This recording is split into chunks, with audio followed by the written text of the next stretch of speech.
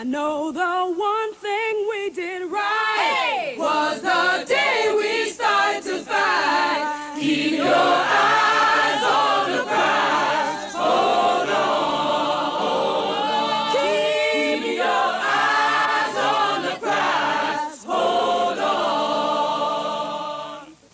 One of the things that Eyes on the Prize attempts to do is to always keep its vision or its frame around all the people who are being affected. Surely the movement, as people began to energize themselves and change the world around them, became enormously frightening to many whites, particularly in the South. Even though people had lived together closely, they didn't go to school together, they didn't eat together. And in the process of desegregating the schools, one was not simply talking about education, you were talking about a whole way of life. Another memory is those 7 youngsters walking up the steps at Central High School in Little Rock, Arkansas in 1957. Again, kids my age going into high school. And one of the things you learn as you watch this is the cost to the kids. Those kids went through an enormously difficult time during that period. And as we move from the story of Little Rock and the Little Rock 7 into the story of James Meredith, the first black student in the University of Mississippi Law School, you see again that there's an enormous personal cost to being the person that steps forward first. People did it, they did it willingly, and they did it courageously. Show number 2 in Eyes on the Prize, Fighting Back, produced by Judith Vecchione, edited Dan Eisenberg.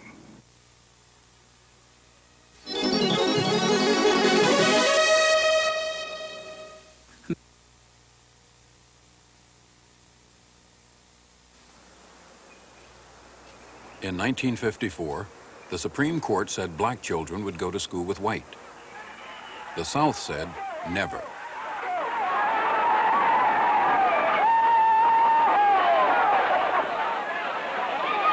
In the name of God, whom we all revere, in the name of liberty we hold so dear, in the name of decency which we all cherish, what is happening in America?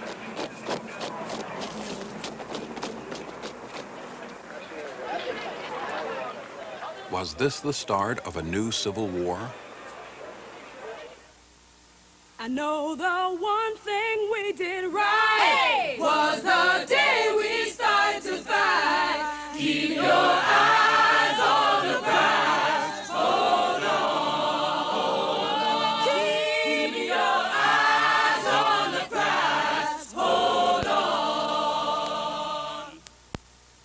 Desegregation is against the Bible. I find my scripture for this in Genesis 9:27. Where God did segregate and separate the 3 sons of Noah, sending one out to be a servant while the other 2 remained in the tabernacle. I say that God has given nowhere in his Bible any right to men to end the curse that he's placed upon any human flesh. All the people of the South are in favor of segregation. And Supreme Court or no Supreme Court, we are going to maintain segregated schools down in Dixie. It wasn't funny then, it's still not funny.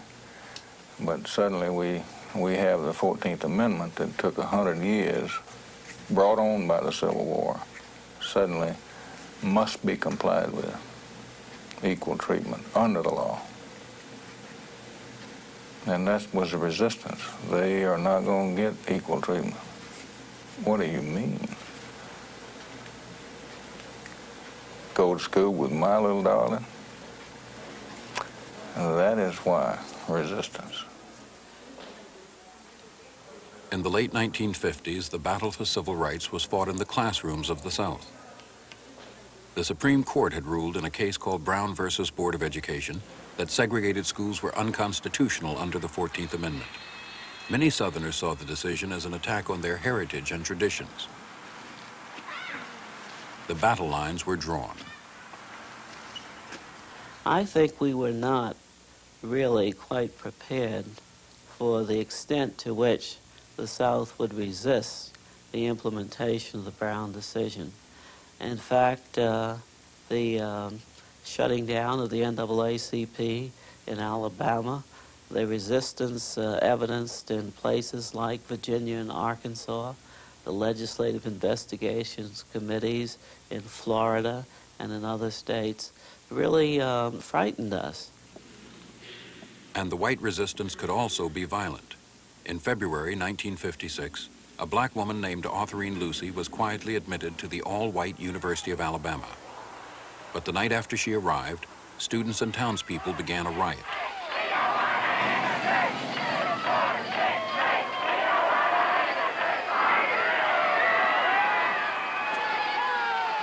The university suspended Lucy temporarily, it said, for her own protection. And Autherine Lucy sued, claiming that mob rule was being allowed to overturn the law. What brought about these actions, I feel, is that lawless elements outside the campus set themselves over and above the law. Their actions brought great discredit to our nation. The charge has been made, and made by some fairly moderate people, gradualists you might call them, that the NAACP, the General Counsel you are, is moving too far, too fast. That following the decision of the Supreme Court, you would have been well advised to let things move along gradually for a while, that you can't overthrow the prejudices of 300 years overnight. You can't, or maybe you can't, override prejudice overnight. But the Emancipation Proclamation was issued in 1863, 90-odd years ago. I believe in gradualism. I also believe that 90-odd years is pretty gradual. Autherine Lucy won her case, but the Board of Trustees expelled her anyway for saying the university had used the riots to keep her out.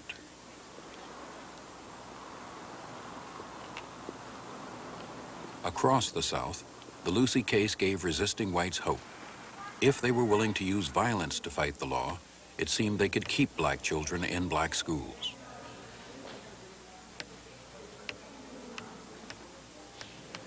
And it seemed the federal government would not step in. After the riots, the president spoke only of extremists on both sides. He worried, like much of the country, about moving too fast on school integration.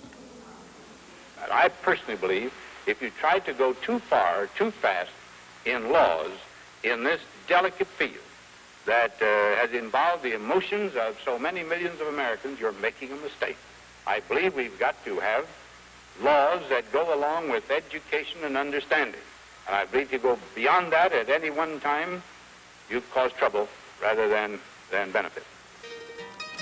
It was over a year before the black community would find its chance to fight back. Here in Little Rock, Arkansas, 1957. Little Rock was a moderate southern city in a moderate southern state. By 1956, both the state universities and the city buses were integrated. Its school board made plans to desegregate slowly. The first year, 1957, 9 black teenagers would attend one school, Central High. Little Rock's black leaders were hopeful. We have a very enlightened group of people in Arkansas. And they have accepted everything else. They accepted bus integration without any fanfare. And they will take the school integration as just another going to school. The black children were not getting a chance, and they needed it. They needed it as more than anyone, and we were very strongly in favor of that and could see that integration would improve that. But we did, at that stage, have fears, and they were, I guess, just naturally inborn emotional fears. And so we needed some help from the officials, the state officials, the county and the city officials, and primarily from Governor Faubus as to what he told the people, whether it was the law or not. One of the reasons is... Governor Orville Faubus of Arkansas was a moderate by Southern standards, a man the black community had supported. But in his last election, he'd faced tough opponents, and he knew he'd need the segregationist vote if he wanted to be reelected. The night before school opened, Faubus made a decision. I have therefore, in accordance with the solemn responsibilities and the oath of my office, taken the following action. Units of the National Guard have been and are now being mobilized with the mission to maintain or restore the peace and good order of this community. Advanced units are already on duty on the grounds of Central High School. The Arkansas National Guard ringed the school with orders to admit only the white students. It shocked the country. State troops were now being used to prevent enforcement of federal law. At the center of the crisis were these 9 teenagers, selected by the school board because of their excellent grades. The first day, 8 of the 9 went to school together, accompanied by their parents and ministers. They expected some harassment, but no real trouble.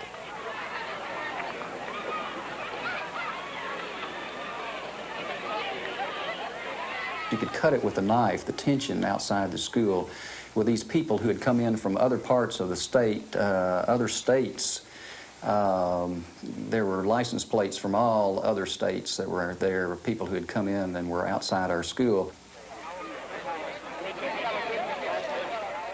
The 8 children and the adults with them were turned away by the National Guard.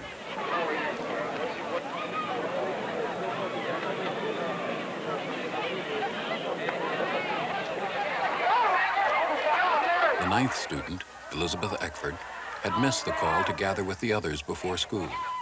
Elizabeth Eckford walked alone and met a mob.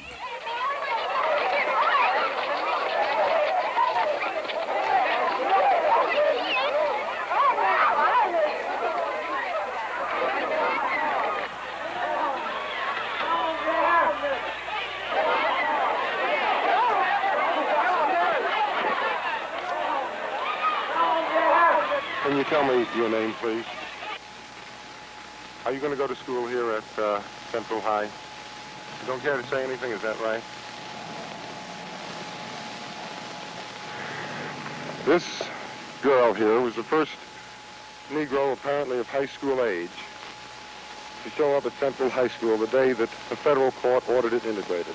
She was followed in front of the school by an angry crowd, many of them shouting epithets at her.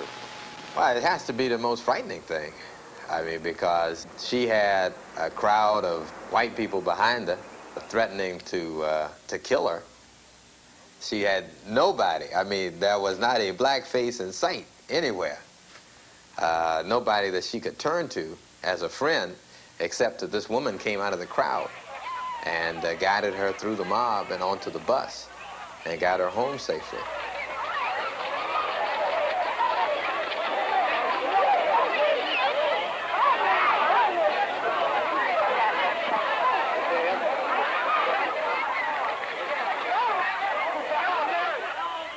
The black parents and the NAACP went back to court. The leader of the state organization, Daisy Bates, became the students' strongest supporter. The national NAACP saw this case as a showdown for desegregation, and they assisted the local lawyers. Well, we consider this case important as one of the segregation cases, but in addition to the fact that this one involves the appearance of the National Guard on the scene, and for the first time in any of our cases, it's the action of the governor that eventually will have to be brought into court. Then you'd see it as a state-federal conflict of authority. Oh, I don't think there's any question about that. The question was whether the federal government would assert its authority.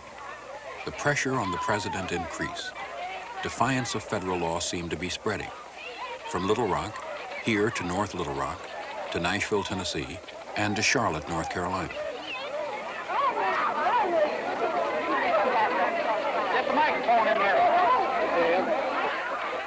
Some people blamed Eisenhower for this resistance, saying his lack of leadership on civil rights encouraged the extremists. President Eisenhower's position was that he was the president of all the people. He felt that his role was to talk to the moderates throughout the country, including the southern states.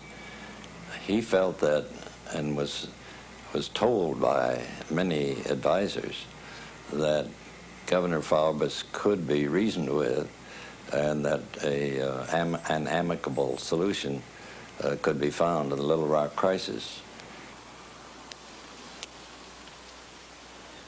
In mid-September, the president and the governor had a meeting at Eisenhower's vacation home in Newport, Rhode Island. The president thought that he had persuaded Governor Faubus to go back and allow the black children to enter the high school peaceably. It was quite a surprise to him. He felt let down when Governor Faubus decided against allowing the black children to enter the high school. Eisenhower had convinced Faubus that ultimately the state could not resist federal authority. Faubus changed his tactic. He simply removed the National Guard, leaving only city police, in an explosive situation as the Little Rock Nine entered Central High School. We entered the side of the building, thousands of people out front. And we were entering the side, and I could just get a glimpse of this group. And on the car, on the car radio, I could hear that there was a mob. And I knew what a mob meant. And I knew that the sounds that came from the crowd were very angry. So we entered the side of the building very, very fast. We've just got a report here on this end that the students are in. That's right. Turn the camera down that way, Don, down there. You can see from here some of the action occurring down there.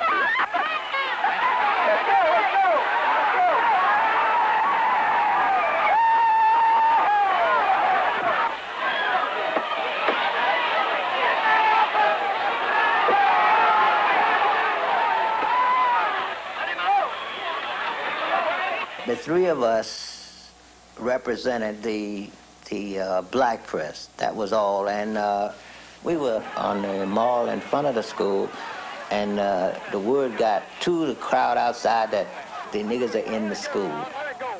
Then they said to us, you come out here as a decoy, and then other people slipping into the side of this building. So I said, hell no, like that, you see.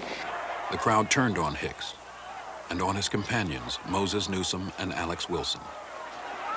Somebody had a brick in his hand, and instead of throwing the brick, because he was too close, he hit Alex Wilson up beside his head with this brick.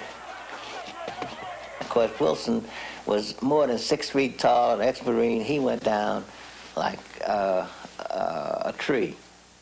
The mob was getting past the wooden sawhorses because the policemen would no longer fight their own in order to protect us. And so someone made a suggestion that if they allowed the mob to hang one kid, they could then get the rest out. And a gentleman, whom I believe to be the assistant chief of police, said, how are you going to choose? You're going to let them draw straws. He said, I'll get them out. And we were taken to the basement of this place. And we were put into 2 cars, grayish blue-colored Fords. And the man instructed them, he said, once you start driving, do not stop. The rioting was headline news. The nation and the world saw unmistakably the face of resistance.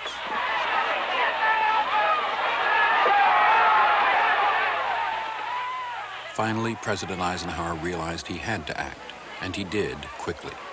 That night, he sent in the paratroopers of the 101st Airborne Division. An extreme situation has been created in Little Rock. This challenge must be met, and with such measures as will preserve to the people as a whole their lawfully protected rights. If resistance to the federal court order ceases at once, the further presence of federal troops will be unnecessary, and a blot upon the fair name and high honor of our nation in the world will be removed. Mob rule can not be allowed to override the decisions of our courts.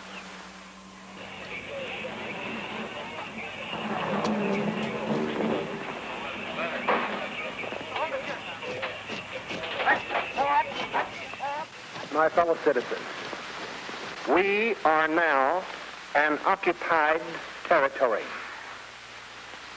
In the name of God, whom we all revere, in the name of liberty we hold so dear, in the name of decency which we all cherish.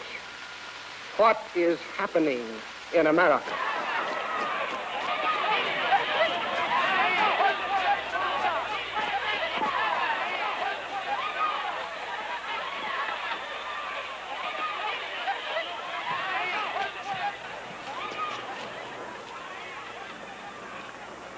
When we got into the Jeep, into the station wagon rather, and the convoy that went from Mrs. Bates' house to the school, it had a Jeep in front, a Jeep behind. They both had machine gun mounts, and then the whole school was ringed with paratroopers and helicopters hovering around, and we marched up the steps with this circle of soldiers with bayonets drawn. I figured that we had really, we had really gone into school that day, and walking up the steps that day was probably one of the biggest feelings I've ever had. I figured I had finally cracked it. And there was a feeling of pride and hope that, yes, this is the United States. Yes, there is a reason I salute the flag. And it's going to be okay. You know, if these guys just go with us the first time, it's going to be okay.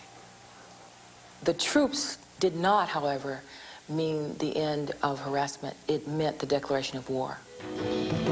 Tell your mama, tell your pa, I'm gonna send you back to Arkansas. Oh, yes, well. It was the beginning of a school year like no other at Little Rock Central High.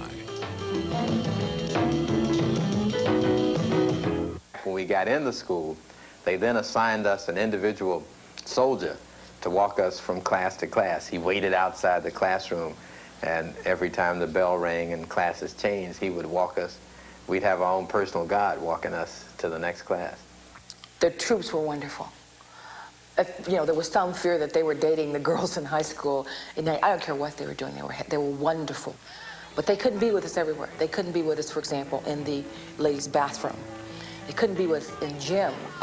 You'd be walking out to the volleyball court, and someone would break a bottle and trip you on the bottle. I have scars on my right knee from that.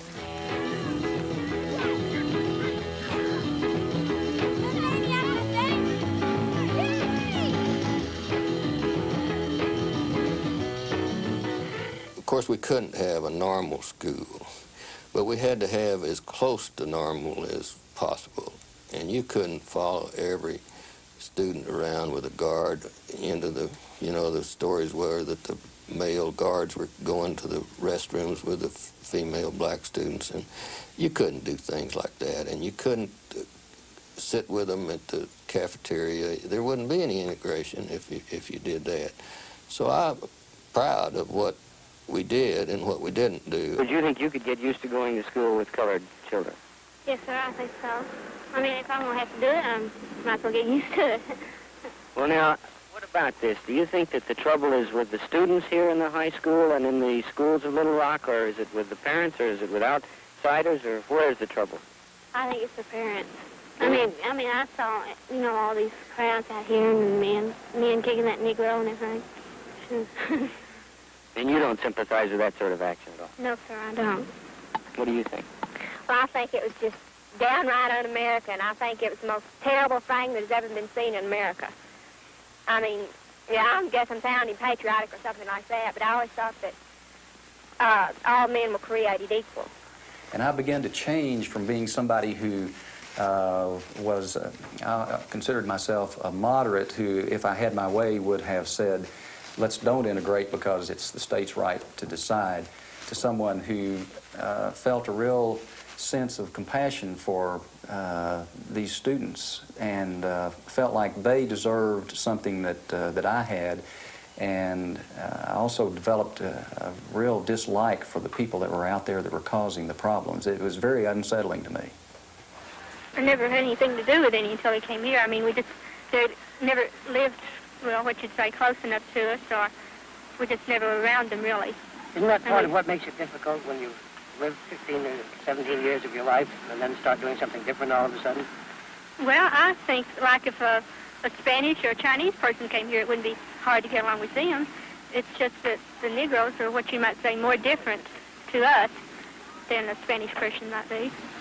It's early morning here at 1121 Cross Street in Little Rock, and a new school day is dawning. Melba? Yes, Mother? You'd better hurry. You're going to be late for school. Here I come. As usual, the girl in the family is running a little late.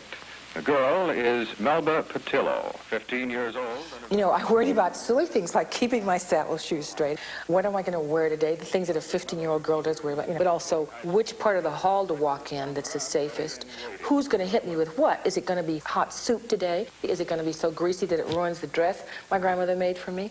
I mean, how's this day going to go? And then, you know, you get out and you get to the car, and then we joke. We kind of play with each other. And your stomach would go back into its seat. But then again, we'd get to the head of the NAACP, Daisy Bates' house, and we'd have to face a press conference. Ms. Bates, how do you feel with your work, both with the school authorities, with the city authorities, and with the military authorities, that the situation is developing now? Very well. The military authorities have been very nice to the children, as well as the school board and the city police. By Thanksgiving, the Little Rock Nine had become seasoned veterans, giving sophisticated statements to the press at a dinner held by Mr. and Mrs. Bates. My name is Gloria Ray. I am thankful for having a chance to fulfill my educational desires and for being a citizen in a country where the federal government respects and protects the rights of all its people. My name is Terrence Roberts, and I'm a Seventh-day Adventist. And I would like to say that I know that communists enjoy taking advantage of situations such as these to twist the minds of peoples of the world. But I'm thankful that in America their actions are being foiled through the efforts of many democratic-minded citizens. I'm Minnie Jean Brown. I'm thankful for the many people who have stood by us and worked diligently in our struggle for a perfect democracy. At school, the black teenagers were still being harassed by a few determined whites. Shortly before Christmas, Minnie Jean Brown struck back. For a couple of weeks, there had been a number of white kids following us. A series of hassles, continuous calling us niggers, nigger, nigger, nigger, one right after the other. And Minnie Jean Brown was in the lunch line with me. And there was this, I was in front of Minnie. Minnie was behind me, and there was this white kid, fella, who was much shorter than Minnie. Minnie was about 5'10". And this fella couldn't have been more than 5'5", 5'4". And he reminded me of a small dog yelping at somebody's leg. Minnie had just picked up a chili.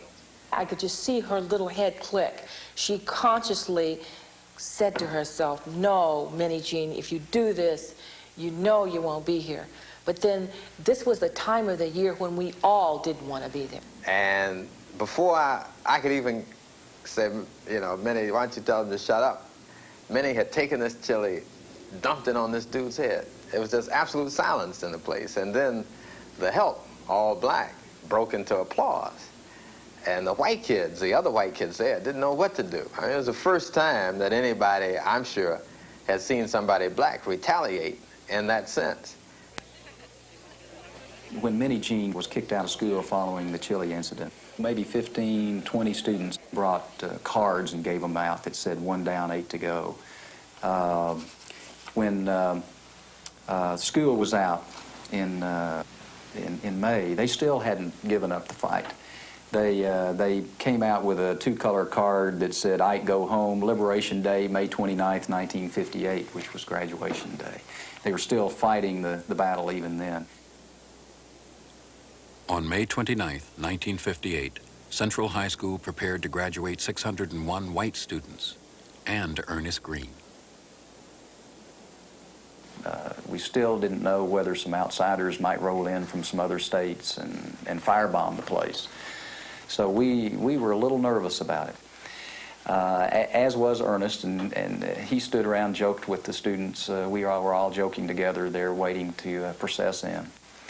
And I do remember that as the students' names are called and they get up and go across the platform and receive their diploma, that I really held my breath when Ernest's name was called. There were a lot of claps for the students, you know. They talked about who had received scholarships, who was an honor student and all that as they called the names off. When they called my name, it was nothing, just the name. And there was this eerie silence. Nobody clapped. But I figured they didn't have to, because after I got that diploma, that was it. I had accomplished what I had come there for. I'm so glad I'm fighting for my rights. Oh, I'm so glad I'm fighting for my rights.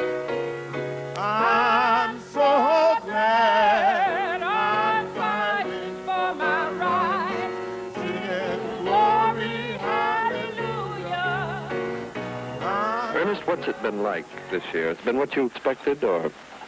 Well, from the beginning, it wasn't quite what we expected, but adding all things together and putting all sides together, I think it's turned out to be, well, I would say an interesting year. I guess that would be an understatement, but when you put all the sides together, we've had some nice times as well as some rough times, and I think all in all, it's worked out rather nicely. By the time school had ended, I had sort of settled into myself, and I could have gone on for the next 5 years. It didn't matter anymore. I was past feeling. I was into just that kind of numb pain where you say, hey, I can make it, do whatever you'd like, and it just doesn't matter anymore. But I came home, and by myself, I walked to the backyard, and I burned my books.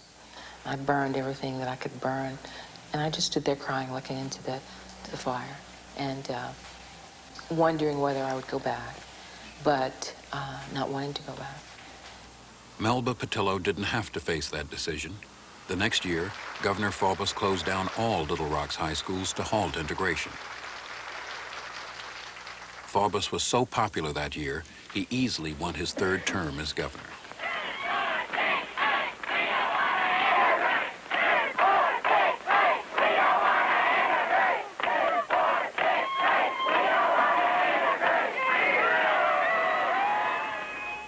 Faubus's tactic was also used in Virginia, where the governor closed down school after school.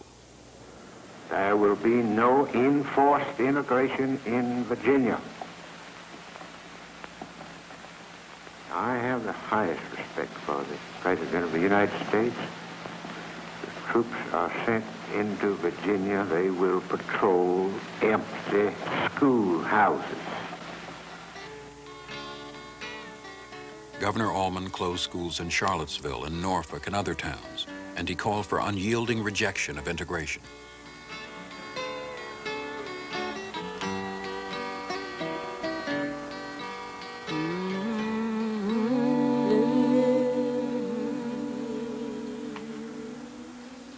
The federal courts were also unyielding, ruling again and again that this resistance was unconstitutional. But while the court cases were fought, the schools stayed closed, and the children, especially the black children, paid the price.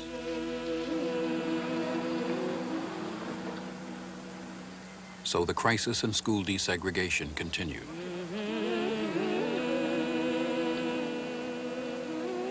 In the fall of 1960 in New Orleans, 4 little black girls were sent to first grade in white schools.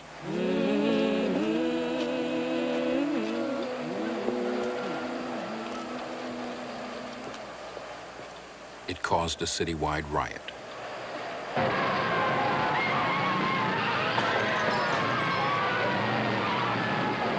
This was 6 years after the Supreme Court's ruling, and segregation was still a fact of life across the South. But in those 6 years, desegregation had become a fact of political life. Schools were an issue that touched all Americans, black and white, and national leaders were beginning to recognize that.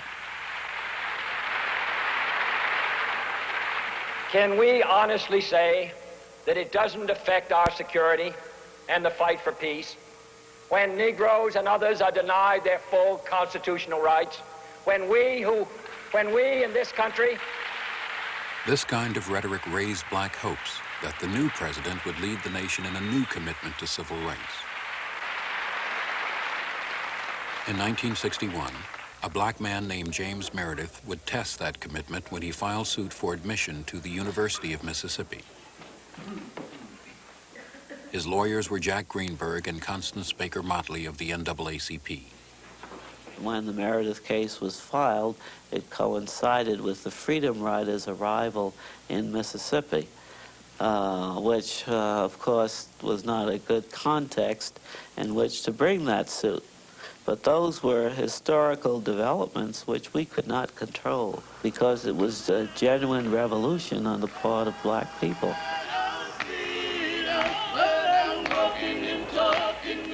James Meredith called it a new spirit among blacks as sit-ins and freedom rides spread from other southern states into Mississippi. That spirit was part of Meredith's own readiness to face the struggles he knew were ahead.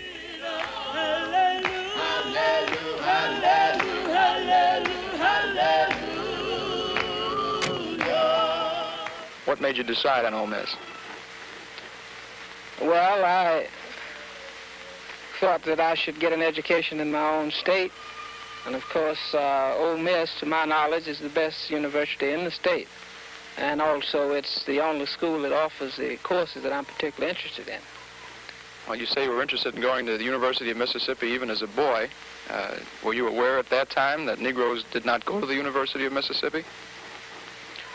Well, I've been aware for a long time of the so-called place for the Negro. Yes, I've been aware. Therefore, you've wanted to overcome this barrier since you were a boy. That's right.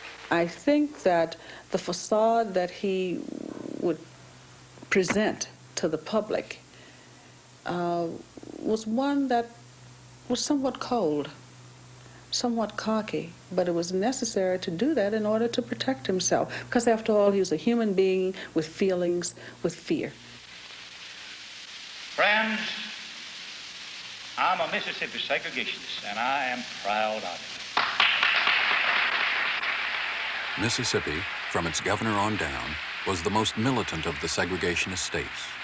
It was the home of the Citizens Council, a group formed specifically to defeat integration. In 1955, the Citizens Council had helped crush the first attempts at desegregation in the state by using economic threats and violence. We must eliminate the cowards from our front lines. You did not elect me governor of Mississippi to bargain your heritage away in a smoke-filled hotel room. The governor took a very active role in talking about the threats that the state would make on its blacks who would try to enter the school. It was an effort to instill fear in the hearts of blacks, and it was also an effort, and a very successful one, to arouse fear and a kind of frenzy in the white community to fight back. Myrlie Evers' husband, Medgar Evers, was head of the state NAACP.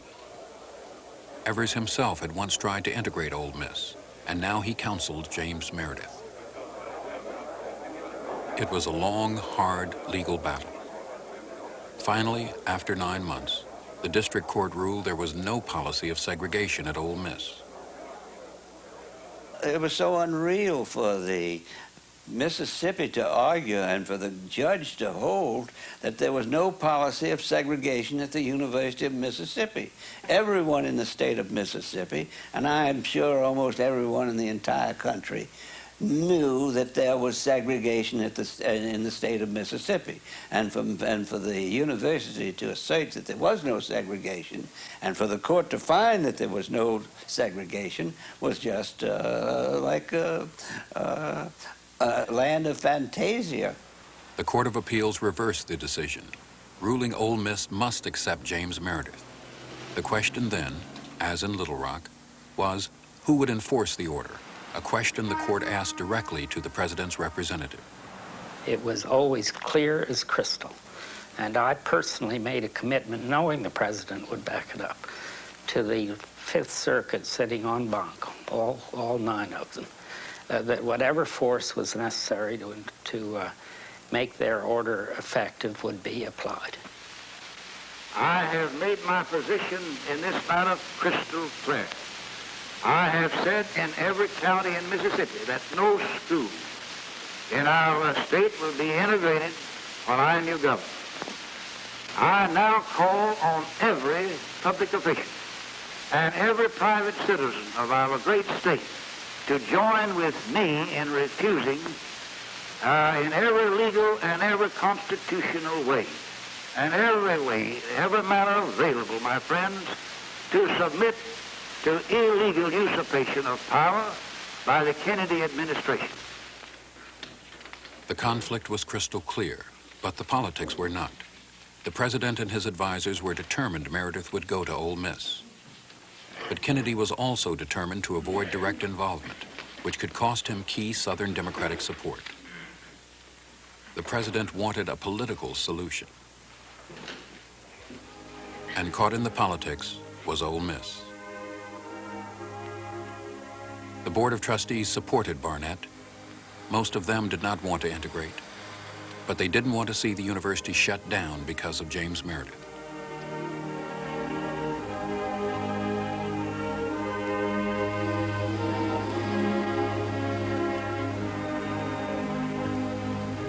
Well, none of the students, I think I speak for all of them, want the school closed. And I think if it is closed, it'll be too much pressure on Mr. Barnett that he will have to open it within a day or two anyway. Do you think if the school had to be closed, it would affect the Rebels, the football team? Yes, that's one bad thing about it. Now, all the students are really looking forward to all the football games, and then if the school is closed, we want the ball games played anyway. On September 20th, the conflict came to a head when Governor Ross Barnett flew up to the Oxford campus of Ole Miss. There, in defiance of the federal court order, he personally turned James Meredith away. His actions were legal, he said, based on the pre-Civil War doctrine of interposition. The doctrine is that a state may interpose itself between the national government and some action that is thought to be imposed upon the state or some of its subdivisions by the federal government. The Supremacy Clause, which provides that in case of a conflict between the nation and the states, the law of the nation prevails, makes hash of the doctrine of interposition, and any lawyer worth his salt knows that. And Barnett was a lawyer who made a good living, still making a good living out of the law, and he knew better than that.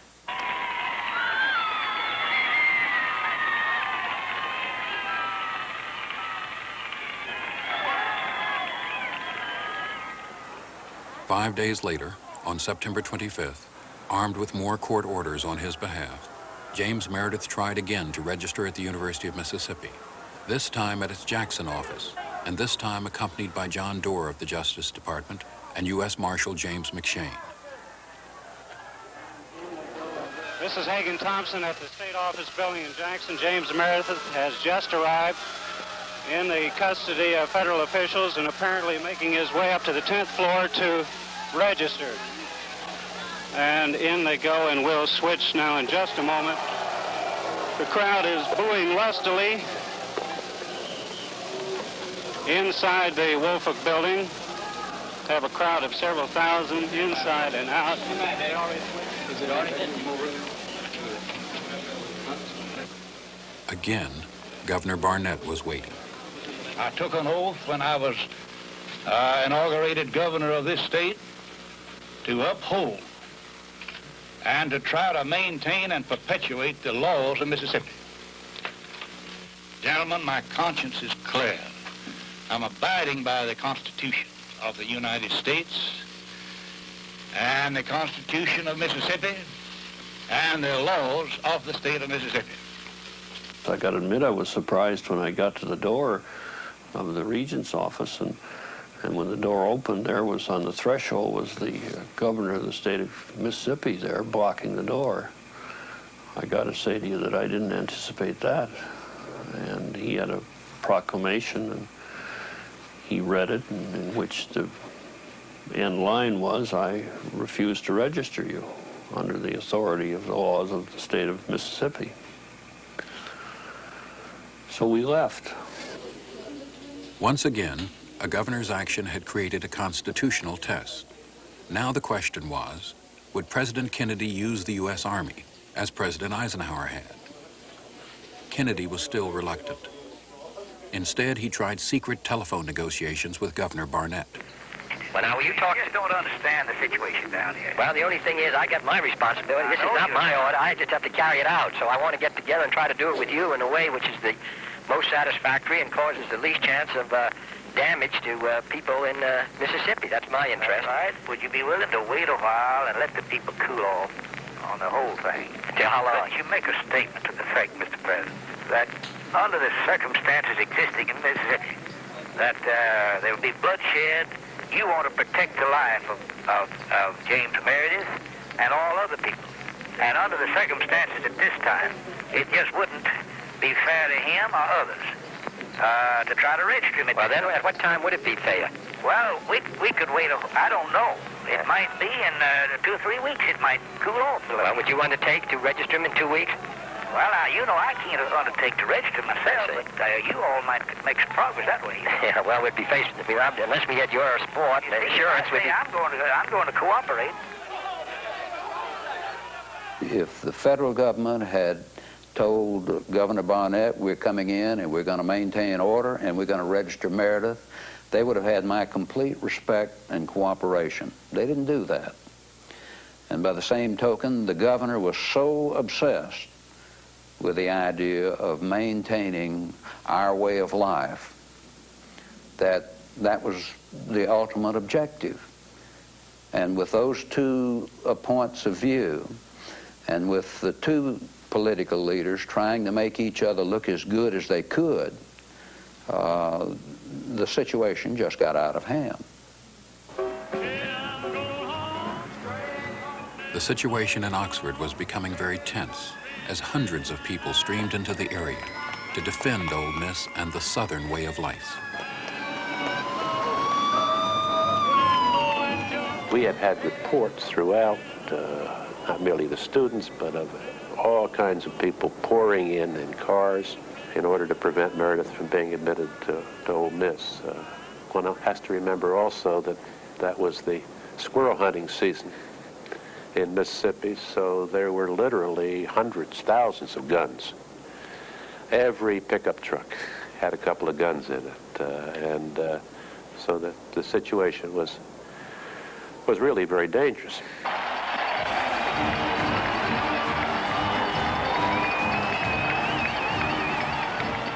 Saturday, September 29th. The Ole Miss campus was deserted as the students flocked to Jackson for the football game against Kentucky.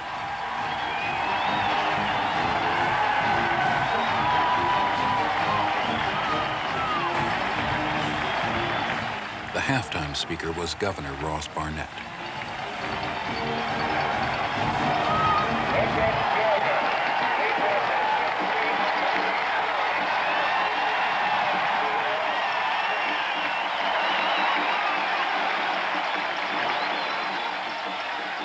I love Mississippi. I love her people. Our customs. I love and I respect our heritage.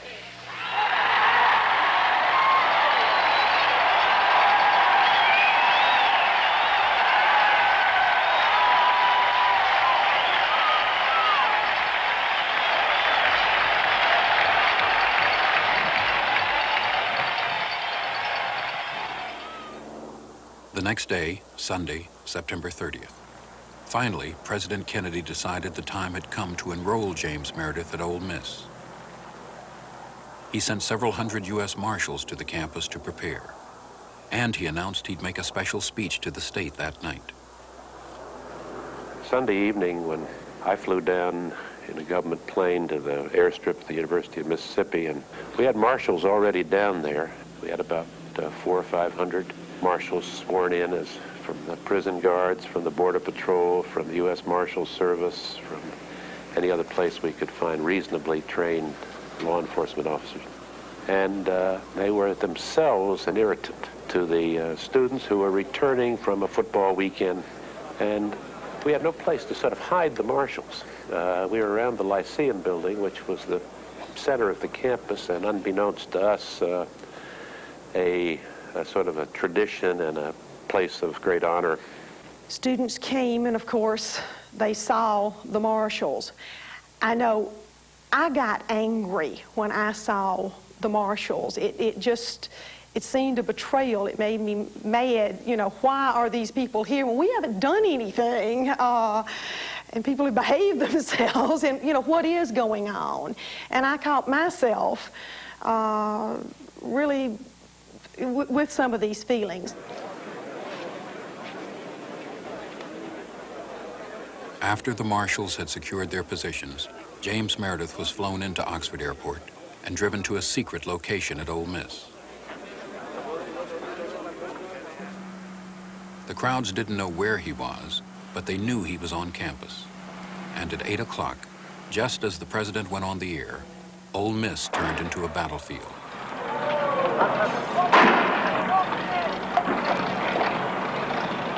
Very few people heard the president's words.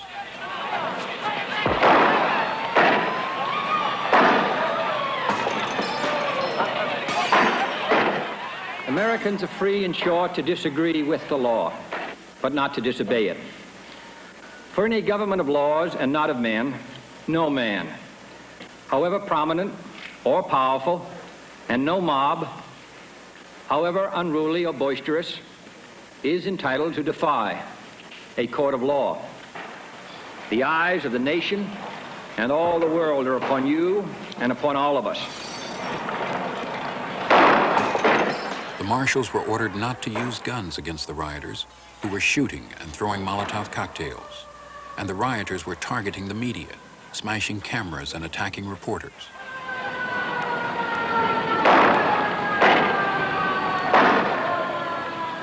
There was one freshman girl that had been this little flower of Southern gentility when I had met her.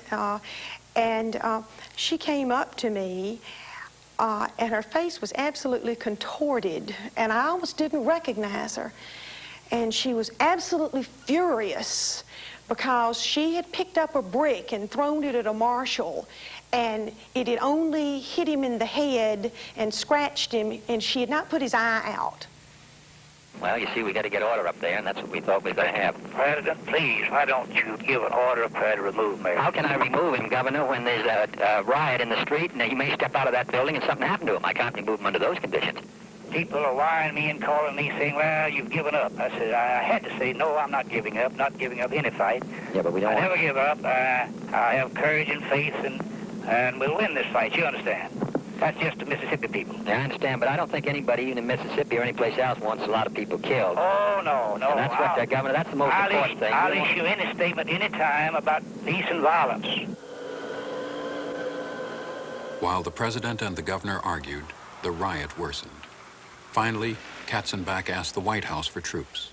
It took hours for them to arrive, and during the night, 35 marshals were shot, and 2 people, a French journalist and an Oxford worker, were killed.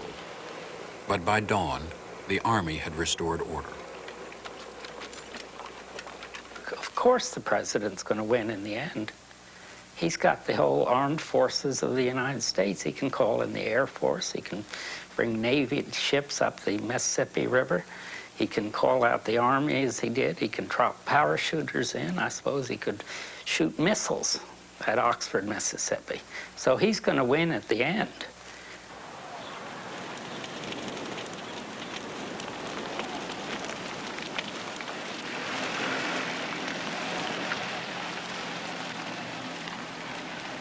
I recall driving to the campus, and I guess when I got to the circle was when I really saw the impact of the riot the previous evening. I reported to my office. As I recall it, there weren't very many of the staff there. Many of them were too afraid to come to the campus on Monday. And later, James Meredith came to my private office, and I accommodated the registration there. It wasn't a cause for laughter and champagne. but it was a cause for some relief, and it was the fact that was over with. I mean, in a way, Oxford had become the symbol of massive resistance and the final gasp of the Civil War, if you want to look at it that way. And it was over. It had ended.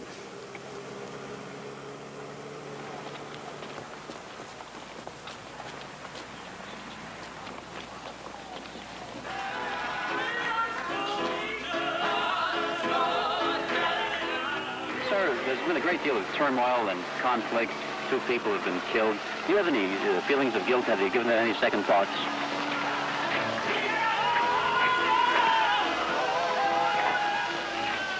I'm very sorry that anyone had to get hurt or killed.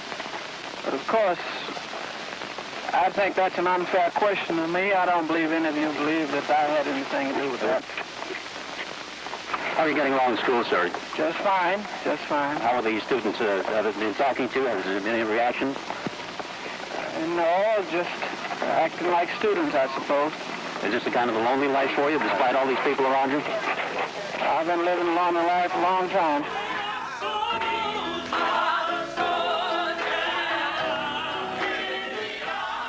It was a lonely victory for James Meredith, but it was a victory for him and the country. The Constitution had held and been reaffirmed in a major crisis.